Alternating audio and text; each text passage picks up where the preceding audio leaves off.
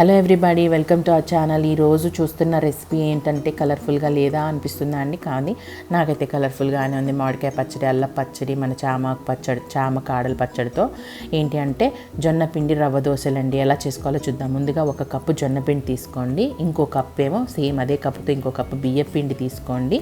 ఇంకొక పావు కప్పు కూడా జొన్న పిండి తీసుకున్నాను. 1/4 జొన్న పిండి.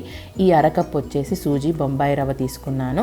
సో వీటన్నిటిని మూడింటిని కలుపుకొని దీనికి సరిపడా ఉప్పు, మనం జీలకర్ర వేసుకుందాం. దీంట్లో ఏమేమి వేసుకోవాలో చూద్దాము. ముందుగా 1 టీ స్పూన్ ఉప్పు వేసుకున్నాను. అది మీ అనుకూలంగా తీసుకోండి. ఆ తర్వాత 1 టేబుల్ స్పూన్ జీలకర్ర తీసుకున్నాను. 1 కప్పు ఉల్లిపాయ, 1 కప్పు క్యారెట్ తురిమిన క్యారెట్ తీసుకున్నాను. అలానే 1 కప్పు మజ్జిగ పోసాను, పుల్లటి మజ్జిగ. ఇంకొక కప్పు వాటర్ పోసాను ప్రస్తుతానికి. ఇంకా స్పూన్ తీసేస్తున్నానండి. తీసేసి మన విస్కర్ సహాయంతో చక్కగా లంప్స్ లేకుండా బ్యాటర్ని చక్కగా కలుపుకోవాలి. చాలా ఫైన్గా స్మూత్గా ఉండాలి బ్యాటర్ వచ్చేసి.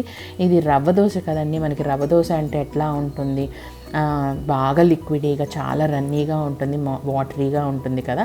దానిలాగానే మనం కూడా కలుపుకోవాలి. ముందుగా సరిపడా నీళ్ళు పోసుకుంటూ గ్రాడ్యువల్గా వాటర్ని యాడ్ చేసుకుంటూ కలుపుకుందాం. అంతా ఒకేసారి వాటర్ యాడ్ చేసుకున్నా కానీ కలపటానికి అనీజీగా ఉంటుంది కదా, అందుకని. సో గ్రాడ్యువల్ వాటర్ పోసుకొని మన విస్కర్తో చాలా చక్కగా నీట్గా కలిపేసుకోవచ్చు అండి. అట్లా కలిపేసుకోండి. దీనిలో క్యారెట్ తురుము వేస్తే, రవ్వ దోశలు ఎప్పుడైనా క్యారెట్ తురుము వేసుకుంటే చాలా బాగుంటుంది. మీరు కావాలంటే సొరకాయ తురుమైనా వేసుకోవచ్చు, లేకపోతే కీరా అయినా వేసుకోవచ్చు. ఏది వేసుకున్నా బాగానే ఉంటుంది. క్యారెట్ అయితే కొంచెం కలర్ఫుల్గా ఉంటుంది కదా, అందుకని వేసాను.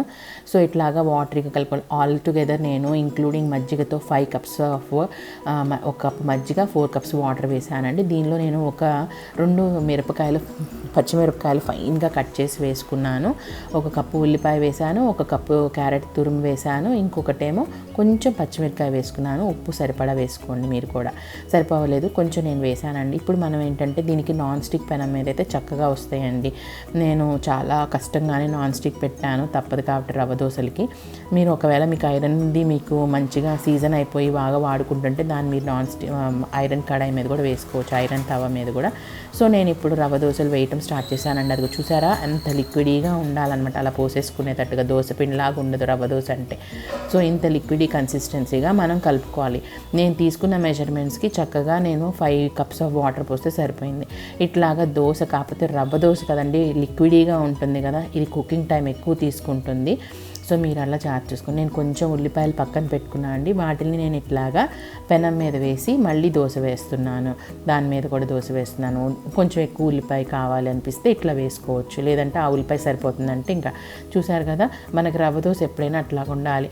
ఇంకొంచెం వాటరీగా అయినా ఉండొచ్చు, కానీ మా ఇంట్లో ఇంత వాటరీగా ఇష్టపడతారు, అందుకోసమని నేను ఇట్లా చేశానండి. సో దానిలో కొంచెం దీంట్లో చేసిన ఆవు నెయ్యేనండి, నాటు ఆవు నెయ్యి. చాలా చక్కగా బాగుంది. అసలు దోశ ఆ నెయ్యితో కాల్చుకొని తింటే ఎంత నెయ్యి వాసన ఎంత అద్భుతంగానో, చక్కగా దోశ బాగా టేస్టీగా ఉందండి. జొన్న పిండితో కదండి, చాలా టేస్టీగా ఉంది. మీరు కూడా ఒకసారి జొన్న పిండితో ఇలా రవ్వ దోశలు వేసుకొని ట్రై చేయండి, ఎంత చక్కగా ఉందో మీకే తెలుస్తుంది టేస్ట్. సో ఇదండి మన రవ్వ దోశలు, జొన్న రవ్వ దోశలు. మనం ఏంటంటే జొన్న పిండి, సూజీ, బియ్య పిండి అంటే బొంబాయి రవ్వ అని చూసారా, అట్లా వేసేసుకోవాలి. దీనికి ఒక షేప్ కూడా ఏం అవసరం లేదు, జస్ట్ అలా పోసేస్తే సరిపోతుందండి గరిటె సహాయంతో. చూసారా, ఆ హోల్స్లో నేను నెయ్యి వేస్తున్నాను. చక్కగా అలాగా అన్నీ కుక్ అయిపోయినాయి. ఒకటే గుర్తుపెట్టుకోండి, మనకు కొంచెం రవ్వ దోశ ఎక్కువగా కాలాలి, టైం పడుతుంది. థ్యాంక్స్ ఫర్ వాచింగ్ అండి. Please do like, share and subscribe to my channel. I hope you all like this video.